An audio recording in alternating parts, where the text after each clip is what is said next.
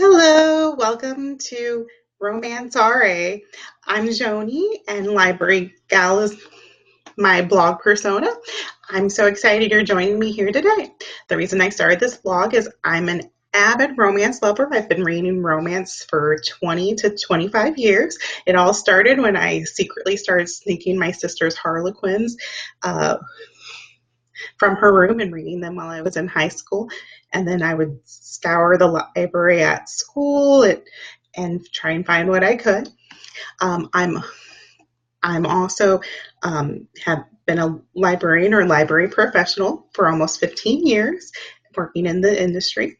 One of the reasons I started this blog is my colleagues would come to me with questions about RA and would try to ask questions or try to figure out how they could assist customers. Also, I got a lot of flack for reading romances. My when I would choose a romance, some librarians would kind of look down on what I was reading or try to suggest that I read real books and something with content. They would also try to steer me away from what I really wanted to read.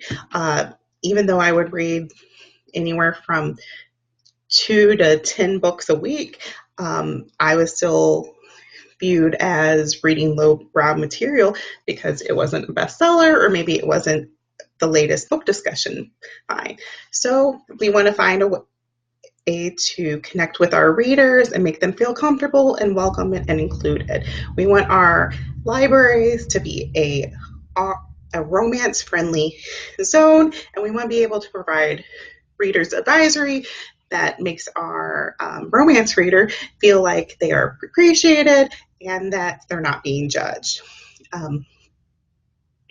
Kim Stobeck uh, mentions in her article the Reader's Advisory Guide to Genre Fiction, or how to fall in love with romance in the library journal, that we only have a few seconds to connect with our readers and to really make them feel like we've read romance, that romance is appreciated, and that we can relate. And if you're not a fan of romance, I would definitely hide it. Remember, it's not about you, it's about what the reader enjoys and about what the reader likes.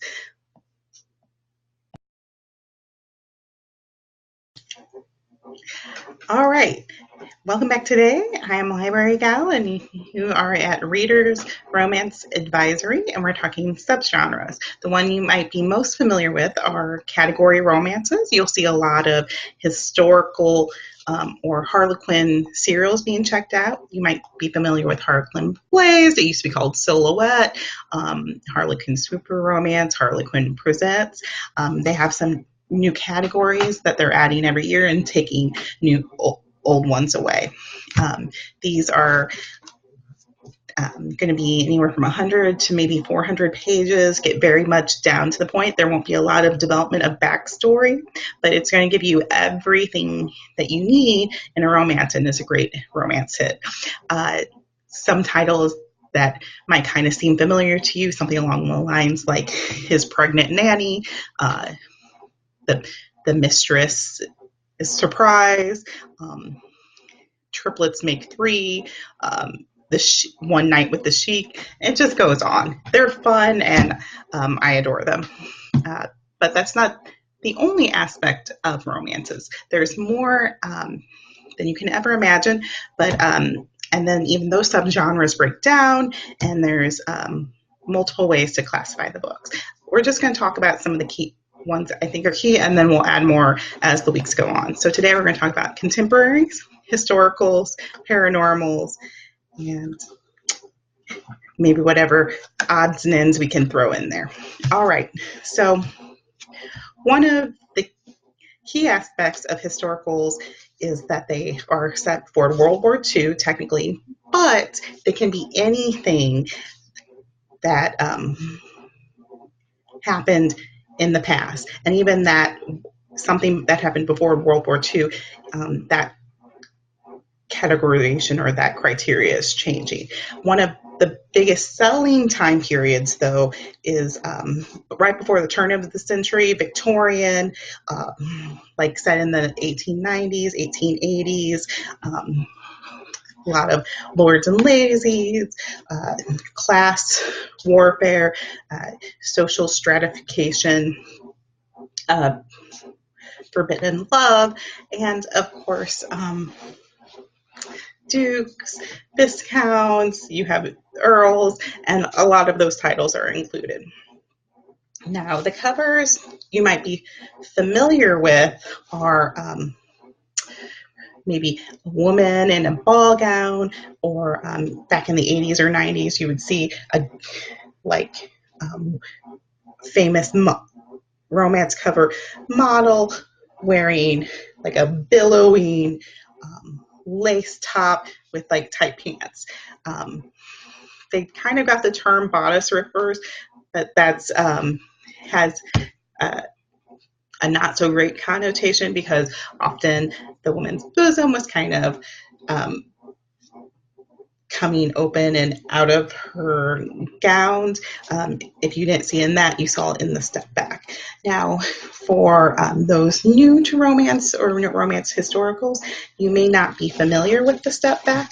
A step back is the inside cover. So, like when a book first comes out, you have, of course, your gorgeous cover here, and here we have a woman reclining in My Fair Temptress.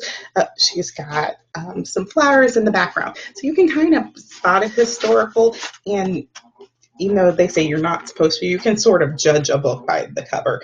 And when you go inside, we have this beautiful step back.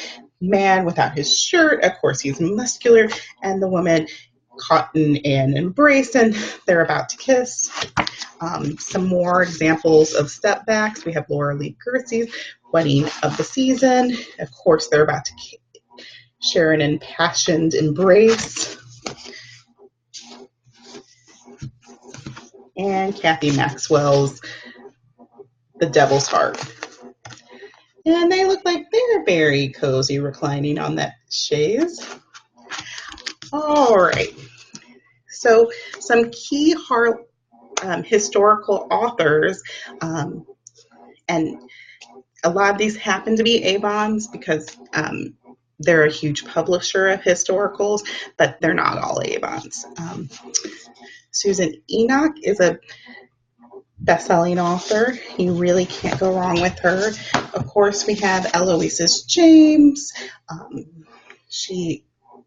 Fun fact about Eloisa James, you might not know that she's a Shakespearean professor, real name Mary Bly, and she includes a lot of little Shakespeare quotes and fun and whimsy in her books. In this particular book, we have the son of one of her heroes from a previous novel, Villiers' son, Thorn Daughtry. He's his son that he had out of wedlock, and he's kind of been shunned. He decides he needs a wife, but he needs to get his house in order, literally. So he hires the beautiful and exquisite Lady Zenobia India to redecorate his interior. She's sort of like an interior designer. But neither of them quite anticipate the chemistry between them or the forbidden passion that arises. And he starts to romance her, even though knowing that he's going to be pursuing a wife down the line. But there's only one thing that will make India his, and it's the one thing Thorn won't give her because of his troubled past. He's stubborn and he refuses to give her his heart. Now, remember, with all romance novels, what we're really looking for is that emotional appeal, that connection between our hero or heroine, or with hero and hero, or heroine and heroine.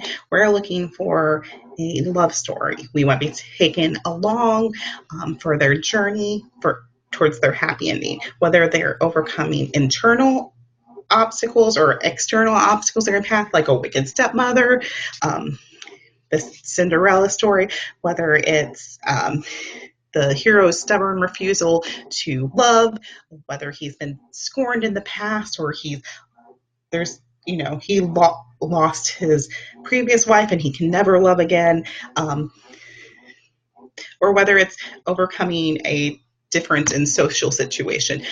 He's a duke, she's the housekeeper. How can they love what they love? Or vice versa. He's a stable hand and she just happens to be a princess. He's the only one that understands her, and while he tends to her her horse, can they find an equal footing and find a world of love? Now, Lorraine Heath, this is more of like a Western romance, but still a historical. Duke's son, Grayson Rhodes. So this is one that's connected to some of her other more traditional historicals. He's just tired of London and he wants to get away from that suffocating atmosphere. So he goes to work in Texas with Abby Westland's land. He falls for her the minute he sees her, and he works tirelessly night and day. So in A Rogue in Texas, we have a fiery heroine, Abby. She's not like the London misses he's used to. She's sturdy and strong. They experience like this very visceral passion that he's never had before. But dun, dun, dun, can their growing love survive the surprising reminder of her past that comes to haunt them? Ooh, these summaries. Okay, some other big historical authors. Sophie Jordan, and she's friends with Sarah McLean. Now, Sarah McLean has several really great series. One of her big ones that put her on a map is A Rogue by Any Other Name. It's her First Rule of Scoundrels series, number 1.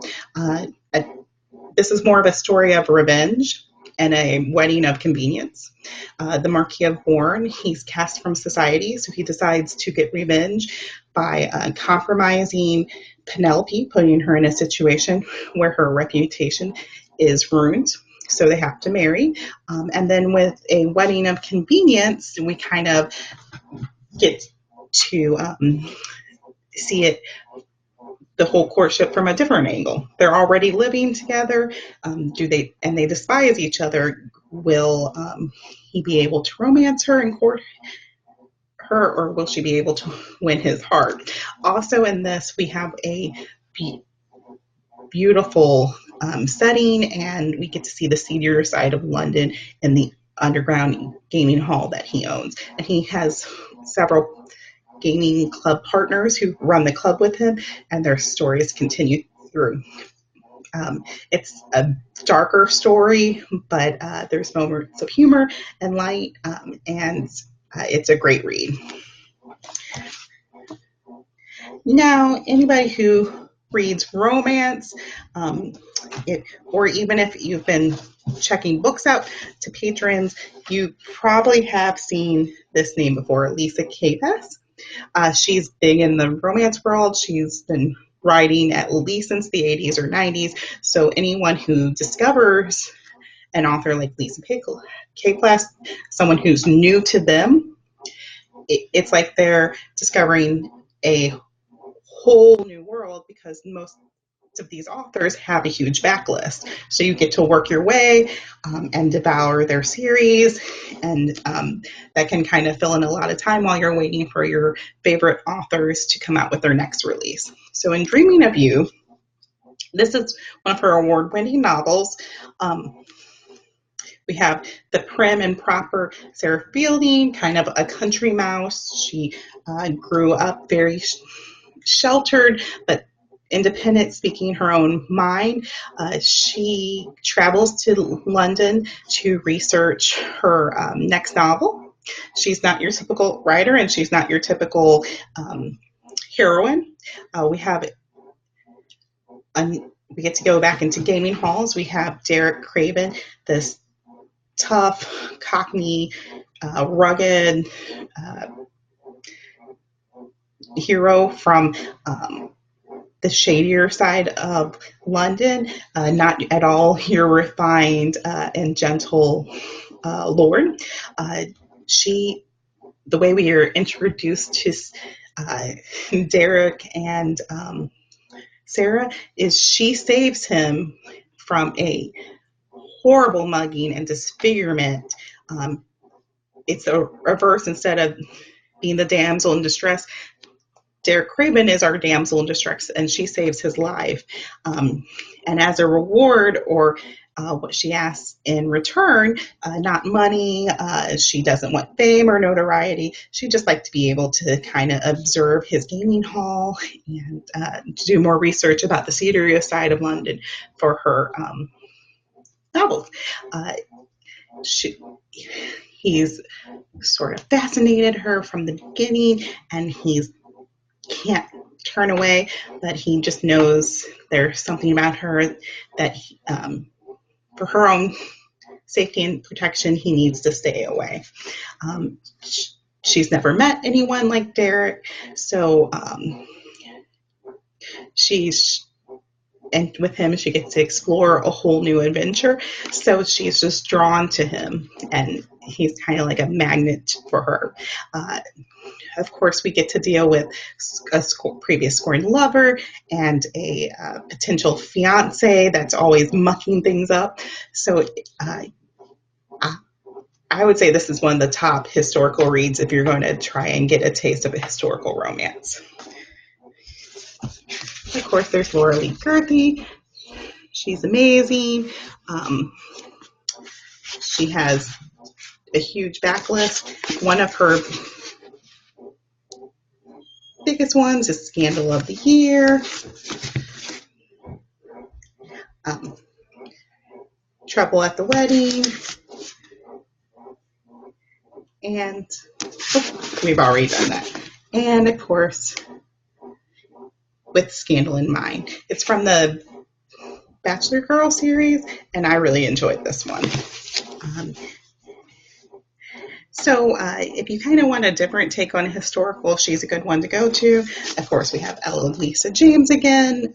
This is the Essex Sister series. One of her biggest categories is, or one of her biggest sellers is the Duchess series, and she's done a couple spin-offs of this. And this one is the end of the Essex sisters. In this, Imogen Maitland has decided to dance on the wild side. Her husband previously died, and so she's been kind of spinning out as she mourns. And then her former guardian, Rafe, has been dealing with alcoholism and trying to get sober over the last few novels. So we also have this interesting classic, almost Shakespearean take in that he has a long lost brother that looks like him. So there's also a little bit of a love triangle in there. And he's, because of the trouble in his past, he's trying to protect him and what she's endured with losing her husband. He's trying to protect her from himself, and she's also trying to guard her heart due to what she endured when she lost her husband. So that gives you a good taste of historicals. Now, for a romantic suspense, which I'm going to throw in there, we have Christina Dodd, Thine High, romantic suspense. We are often have a bodyguard. There's also often a killing that they're trying to solve or prevent. It might be a soldier protecting a woman with his life, and there might be some mystery, intrigue, and danger.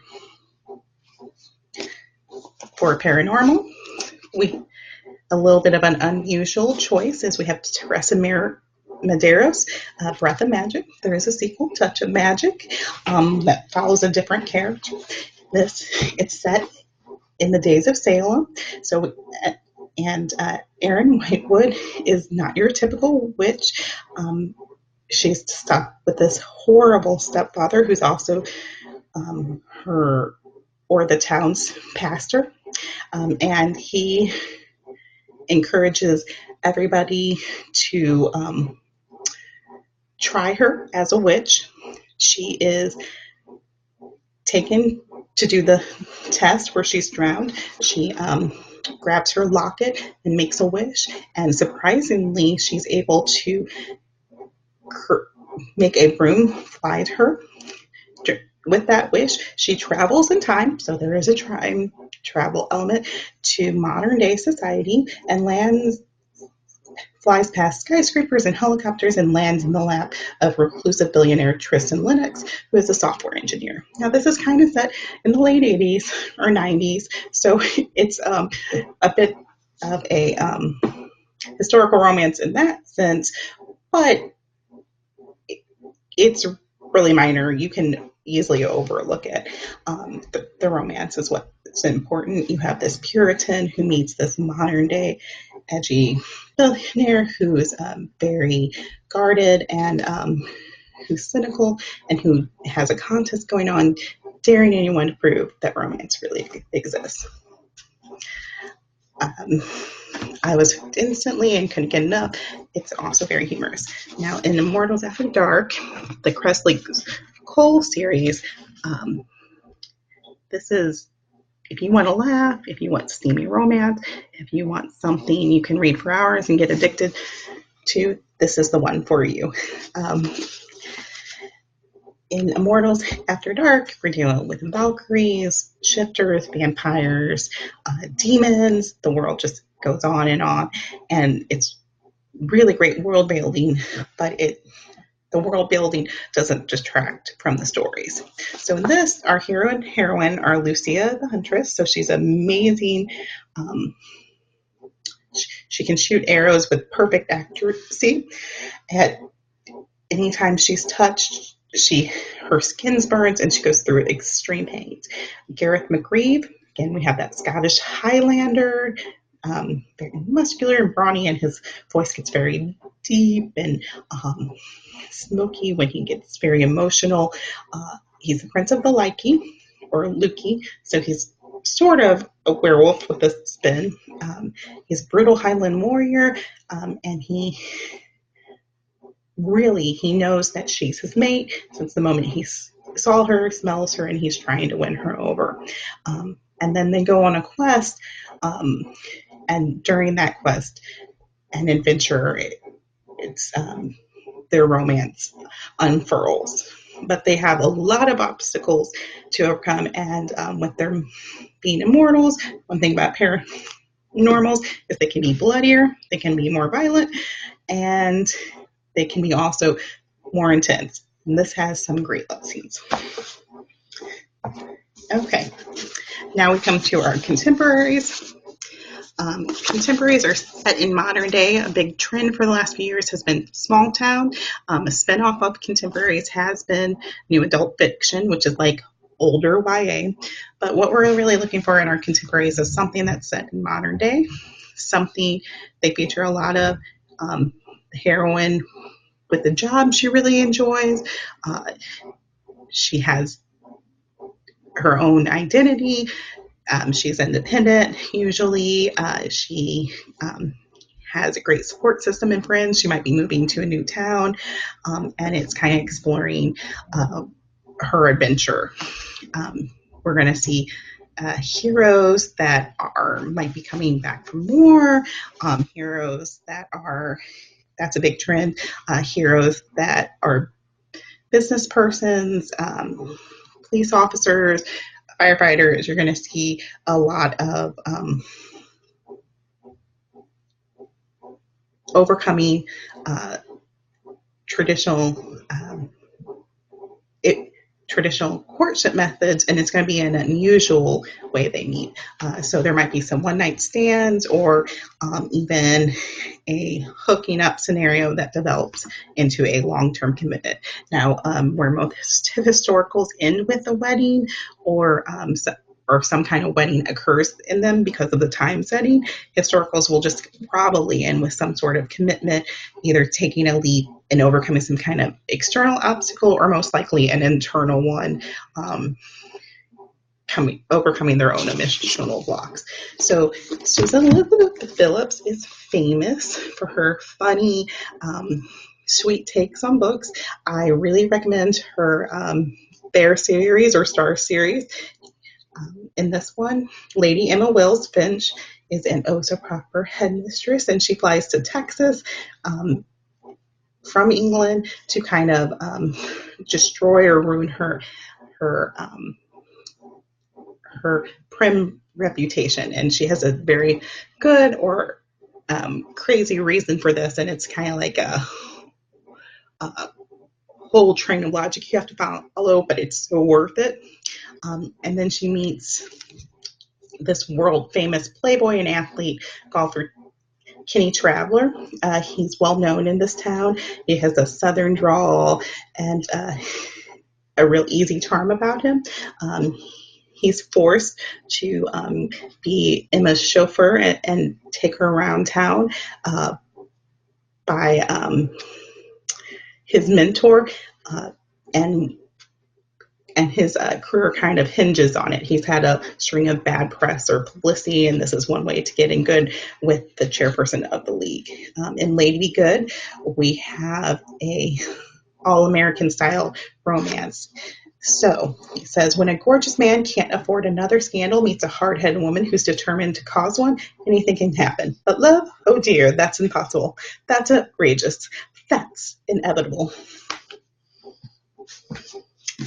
And as I mentioned in one of my previous blogs, Susan Elizabeth Phillips' What I Did for Love features two actors or former childhood actors who get drunk in Vegas and wind up married. And then it's about the press and publicity of them trying to deal with their fake marriage and trying to game the system to their advantage. And maybe, just maybe, they fall in love along the way. And this is from Susan Elizabeth Phillips earlier. I mentioned earlier, her Star series, Natural Born Charmer. Dean has this great charisma and appeal, and he meets this wandering free spirit artist who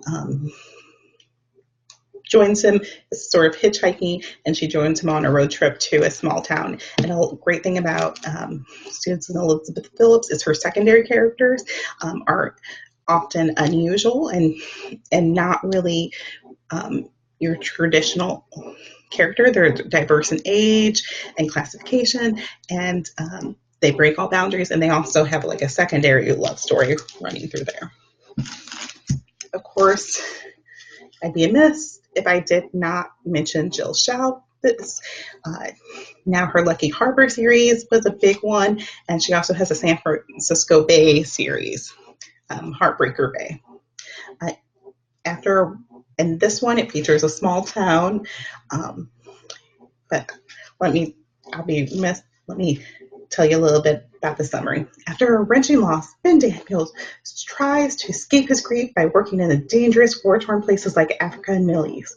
Now he's back in his hometown of Lucky Harbor, and he comes face to face with Aubrey Wellington, a hot as heck woman who is in trouble with a capital T.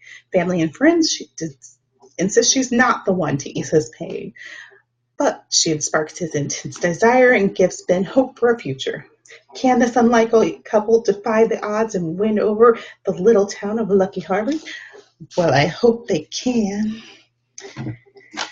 All right, so you've gotten a taste of some of the subgenres, and we've also had a great book chat. I'd love to hear what your favorite subgenre categories are and what are some of your favorite books from those series. So feel free to post them and share them in our discussion board. I hope you have a great day. And until next time, I'm Library Gal.